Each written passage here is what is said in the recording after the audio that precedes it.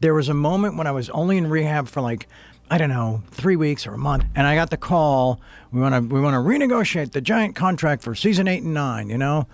And I was on the phone, I said, I don't think so. For 12 seasons, 2.5 Men entertained audiences with humor, chaos, and unforgettable characters. The show survived challenges that could have ended many series, proving its strength again and again. I didn't know you guys were home. Lydia, this is my brother Alan. Alan, hi. Hi. So sorry to hear about your troubles. Troubles? What troubles? Oh, maybe I have it wrong. Charlie, didn't you tell me he was divorced, broke, and living on your couch? Yet when the finale arrived, one surprising scene changed everything. Instead of ending quietly, the show chose a moment that shocked viewers and sparked endless discussion online. What was the real meaning behind that final scene? Did it rewrite how fans saw the show? Was it the perfect ending or a risky choice? Join us as we reveal the scene that took 2.5 Men off the air for good.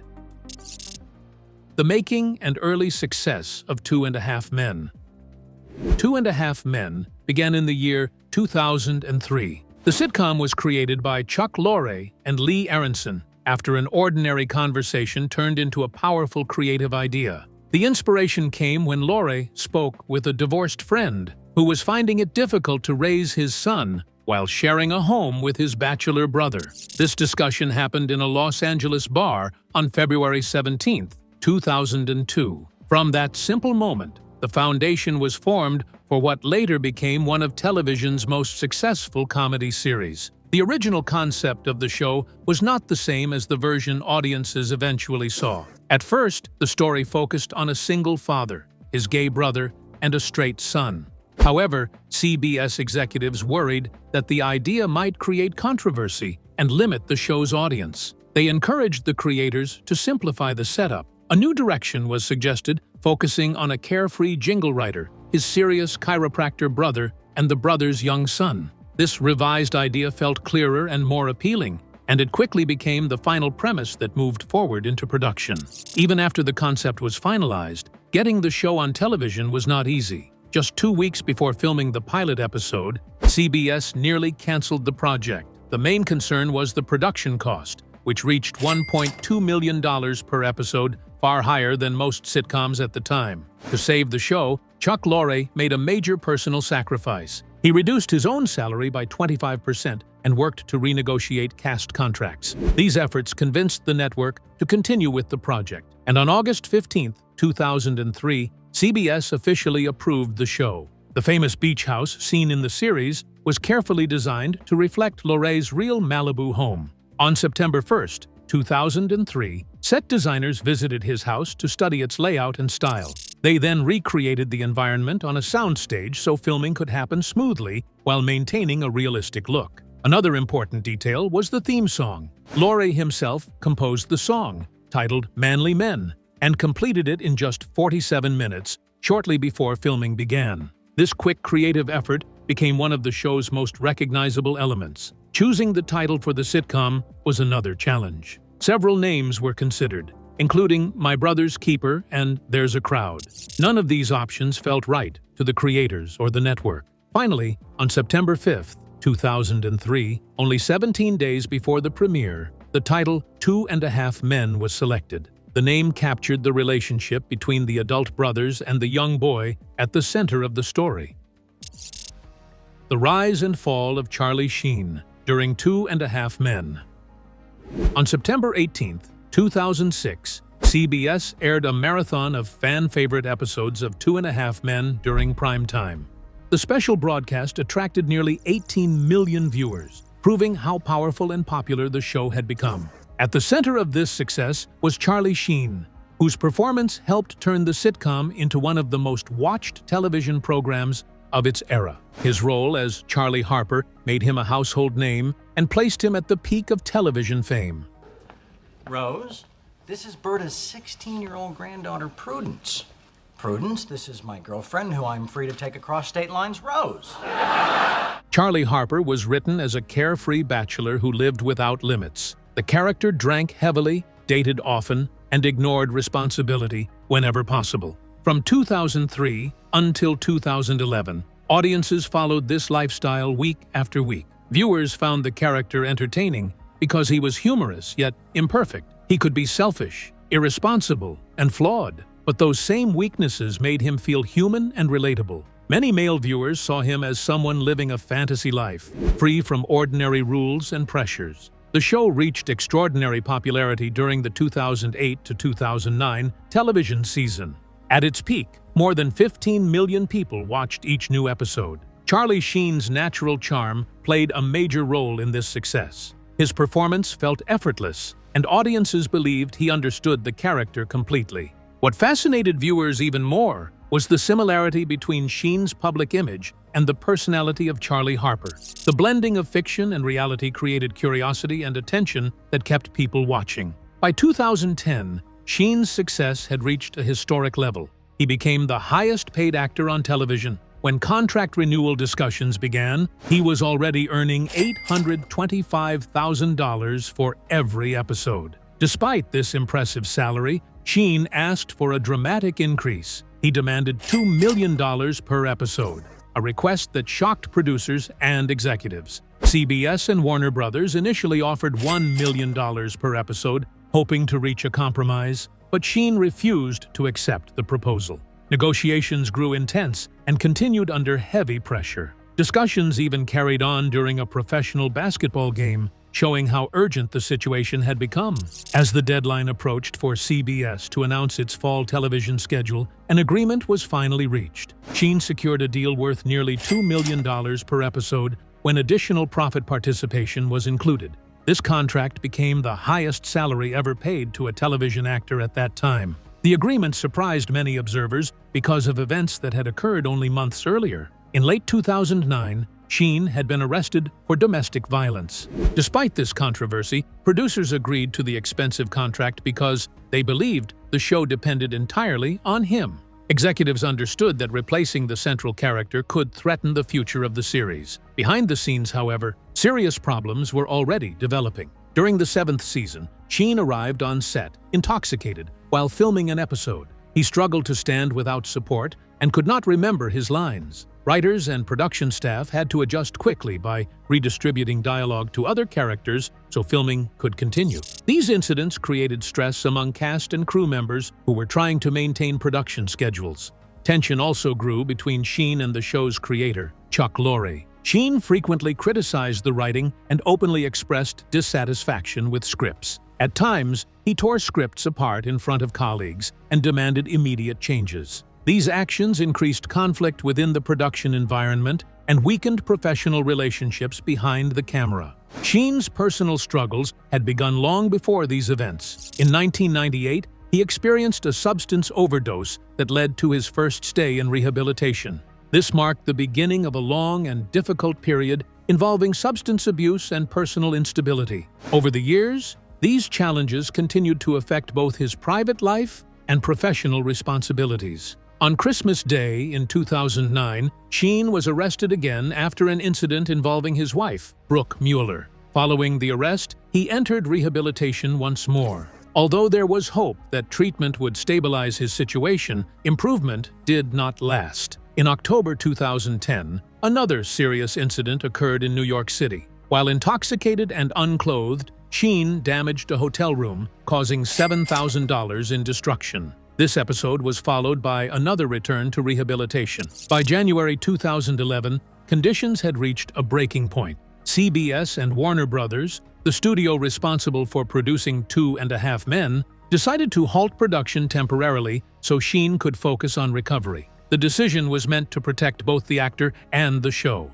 Instead of calming the situation, events became more chaotic. Sheen hosted a 36-hour party filled with disorder and heavy substance use, which ended with his hospitalization. Despite growing concern from those around him, he insisted that he was healthy and in control. During February 2011, conflict between Sheen and Chuck Lorre intensified publicly. In a radio interview, Sheen launched personal attacks against the creator of the show and used language that many listeners considered offensive. His comments shocked audiences and quickly became major news stories. He presented himself as unbeatable and made exaggerated claims about his strength and identity.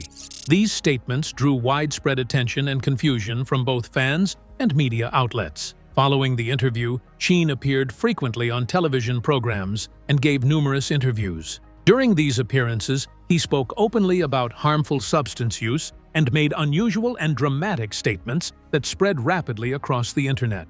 Several phrases he repeated became viral expressions, circulating widely on social media and entertainment news platforms. Public fascination grew as viewers watched his unpredictable behavior unfold in real time. On March 1st, 2011, Sheen joined Twitter and immediately broke records by gaining 1 million followers within a single day. The rapid growth demonstrated how strongly the public was drawn to the unfolding situation. Many people followed him out of curiosity, even when his statements seemed confusing or difficult to understand. CBS and Warner Brothers responded quickly to the escalating crisis. On March 7th, 2011, Charlie Sheen was officially fired from 2.5 Men. The decision shocked the entertainment industry because he was still the highest-paid actor on television, earning approximately $1.8 million per episode. Despite the financial success he brought to the network, the studio chose to end his involvement with the show. In an 11-page termination letter, Warner Brothers explained the reasons behind the decision. The company stated that Sheen's behavior had become dangerous and unacceptable. Executives reported that he had repeatedly insulted Chuck Lorre, acted in ways that disrupted production, and possibly violated the law by providing illegal substances to others. The letter also expressed concern that he appeared unwell and was causing harm to himself. The consequences of his firing extended beyond the actor himself. Approximately 200 employees who worked on the series were affected by the sudden shutdown. 8 planned episodes were canceled, resulting in an estimated financial loss of $10 million. The situation became a rare example of a major television studio choosing to prioritize workplace safety and professional standards over immediate profit. Charlie Sheen did not accept the decision quietly. His response continued the public drama surrounding his departure, ensuring that the controversy remained a dominant topic in entertainment news. The events marked the dramatic end of one of television's most successful actor-show partnerships, showing how extraordinary success can be overshadowed when personal struggles and professional conflict collide. A turning point for the show. Just 3 days after being fired, Charlie Sheen took legal action against Warner Brothers and Chuck Lorre by filing a lawsuit worth $100 million. He believed the decision to remove him from the show was unfair and argued that he was fully prepared to continue working. According to his legal team, Warner Brothers had chosen to support Chuck Lorre's position and had wrongly placed all responsibility for the show's problems on Sheen. The disagreement quickly became one of the most talked-about conflicts in television at the time. A major issue soon emerged about where the case should be handled. Sheen wanted the matter decided in a courtroom before a jury, believing that a public trial would give him a fair chance to present his side. Warner Brothers disagreed and pointed to a clause in his contract stating that disputes had to be settled through arbitration instead of a traditional court case. This disagreement delayed progress, while both sides argued over the proper legal process. In June 2011, a judge reviewed the situation and ruled that the case must proceed through arbitration, as Warner Brothers requested. This decision meant that the dispute would be handled privately rather than publicly. Arbitration often allows both sides to negotiate behind closed doors, which can lead to faster resolutions but also keeps many details confidential. By September 26, 2011, the conflict officially came to an end. Warner Brothers and Sheen reached a settlement agreement. However, neither side revealed the exact terms. Because the details remained private,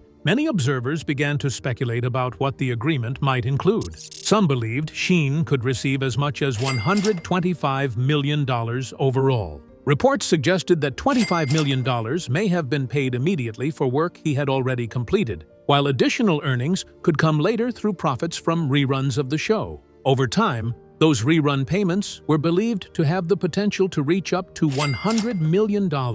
While the legal matter was being resolved, CBS faced an urgent challenge. The network needed to find a new lead actor quickly. Without a strong replacement, the future of the show was uncertain, and cancellation became a real possibility. The search for a new star was difficult because the original lead had been central to the show's identity for many years. At one stage, Hugh Grant appeared very close to taking over the leading role. Producers reportedly offered him $1 million per episode, and negotiations were progressing smoothly. For a brief period, it seemed likely that he would become the new face of the series. However, on May 10th, negotiations suddenly ended when Grant withdrew from the project due to creative disagreements. His decision created immediate pressure for the network and production team because an important presentation to advertisers was only days away, and they still did not have a replacement actor. With time running out, a new possibility emerged on May 12th when Ashton Kutcher's name entered discussions. Events moved quickly after that. Negotiations were completed in a short period, and Kutcher agreed to join the show. He signed a contract worth $20 million for one season, consisting of 26 episodes. Although this amount was significantly lower than Sheen's previous salary of $1.8 million per episode, it was still considered an extremely large payment. CBS and Warner Brothers officially announced Kutcher's casting on May 13th. The timing was important because it reassured advertisers and stabilized confidence in the show just before the network's major presentation. Even with the announcement, reactions were mixed. Some viewers and critics questioned whether Kutcher was the right choice. He was widely known for his humor and charm, but his fan base was generally younger, while the show traditionally attracted an older audience. Despite these concerns, creator Chuck Lorre expressed strong confidence in the decision and stated that the production team felt fortunate to have Kutcher joining the cast. Kutcher made his first appearance on September 19, 2011. His character, Walden Schmidt, was introduced in an episode that attracted enormous attention. More than 28 million viewers watched the premiere, which was roughly double the program's usual ratings. The high viewership showed that audiences were curious about how the show would continue after such a major change. The episode began with the funeral of Charlie Harper, the character previously played by Sheen. Within the storyline, it was revealed that the character had passed away in Paris after being struck by a train. This dark comedic moment served as a clear transition, allowing the show to close one chapter and move forward with a new direction. Walden Schmidt was designed to be very different from Charlie Harper. While both characters were wealthy and successful with women, their personalities were not alike. Walden was portrayed as socially awkward, emotionally sensitive, and dealing with the emotional effects of a difficult divorce. Kutcher approached the role with his own style, creating a character who felt fresh and distinct, rather than an imitation of the previous lead. The writers quickly developed a connection between Walden and Alan Harper. Alan, who had long been known as the confused and dependent character, now found himself guiding Walden through life challenges. This unexpected reversal changed the show's dynamic. Alan became more of an advisor, while Walden often appeared uncertain and inexperienced despite his financial success. The shift added new comedic situations and helped maintain audience interest during a period of transition. Kutcher later explained that the character of Walden evolved significantly compared to the early descriptions he received before joining the show. Although he did not share specific details, his comments suggested that the writers continued reshaping the character as production moved forward. This ongoing development showed how the series adapted creatively while adjusting to major changes behind the scenes. Walden's arrival also changed the storytelling focus. New plot lines centered around his life as a technology billionaire and his struggles with romantic relationships. One storyline followed his attempts to reconnect with his former wife, leading to humorous misunderstandings and emotional complications. Another episode featured Walden making an impulsive decision to purchase a $600,000 car, which created tension between him and Alan. These storylines allowed the writers to explore new comedic situations while still preserving the humor that defined the show. In addition to comedy, the writers gave Walden more emotional depth. Episodes often explored his vulnerability and softer personality, balancing heartfelt moments with humor. This approach helped distinguish the new era of the series from earlier seasons while maintaining familiar elements that longtime viewers enjoyed. The changes also affected other characters. Jake Harper, played by Angus T. Jones, began to appear less frequently. Because Walden now filled the role of the naive and inexperienced character, Jake's importance within the story gradually decreased. Over time, his presence became smaller, and by the 11th season, he was rarely featured. Angus T. Jones had joined the show at only 10 years old, and the experience initially seemed exciting and rewarding. The series achieved massive popularity, and he quickly became one of television's most recognizable child actors. As the years passed and he grew older, his feelings toward the show began to change. The humor, storylines, and overall tone no longer felt comfortable to him. Final chapter of 2.5 Men. In 2012, Angus T. Jones surprised the public when he appeared in a video connected to a religious organization known as the Forerunner Chronicles. In the video, he encouraged viewers to stop watching the television show that had made him famous, describing the program as inappropriate. He explained that working on the series had begun to conflict with his personal beliefs and made him feel uncomfortable about his role in it. His statements quickly spread across the internet, leaving fans shocked and confused. Many people struggled to understand how someone could openly criticize a show that had brought him wealth, recognition, and success. This reaction did not happen suddenly. Angus had been dealing with these feelings for a long time. Although he earned $300,000 per episode, he felt uneasy about the material featured in the show. He was troubled by jokes related to sex and harmful substances and questioned the type of message the series delivered to audiences.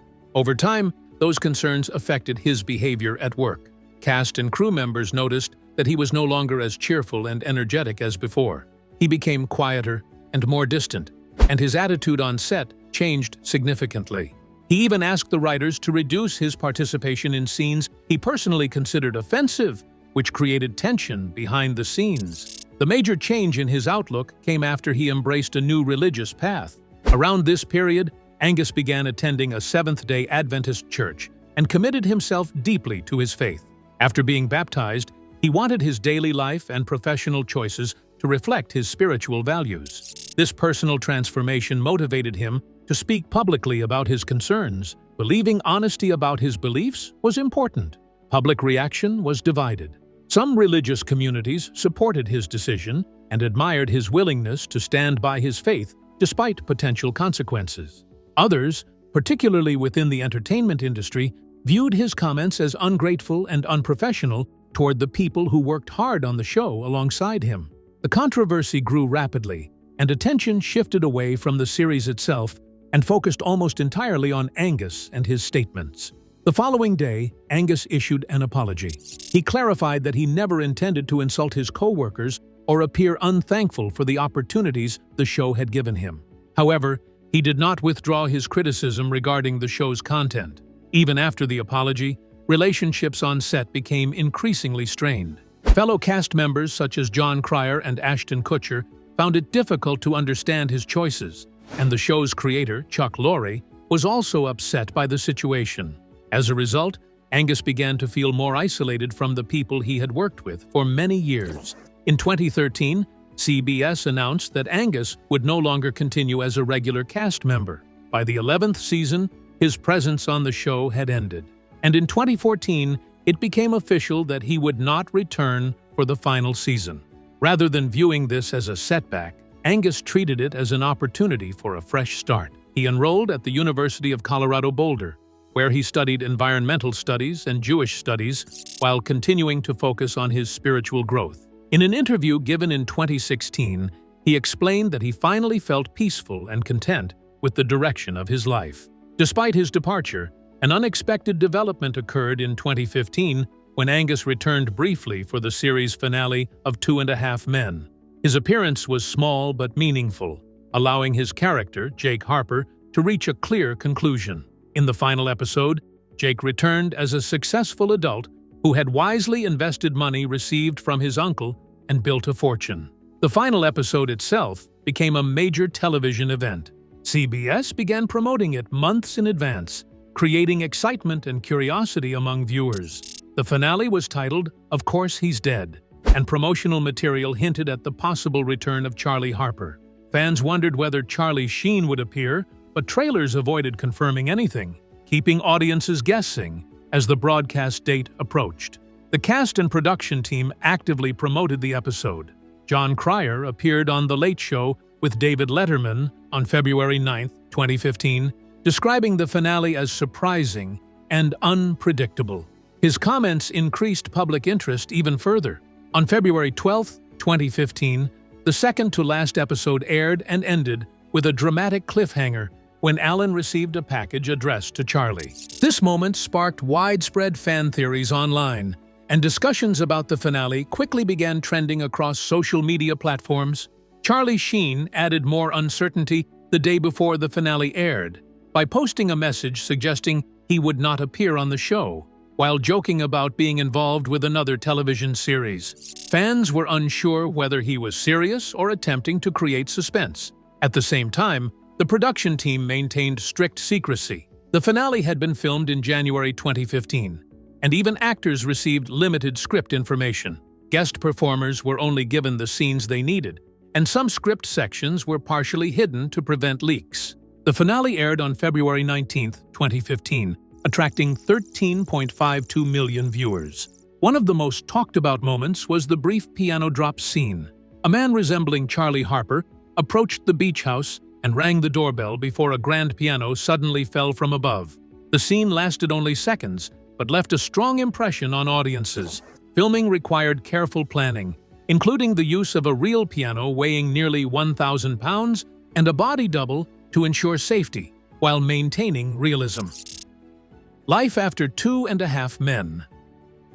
2.5 Men became one of television's biggest successes and helped establish Chuck Lorre as one of the most powerful producers in TV history. The show paved the way for later hits like The Big Bang Theory and Mom.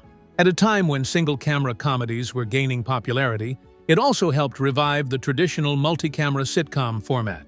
The series proved that the classic laugh-track sitcom could still attract massive audiences and remain relevant in a changing industry. When the show ended, the main cast members moved in very different directions, both professionally and personally.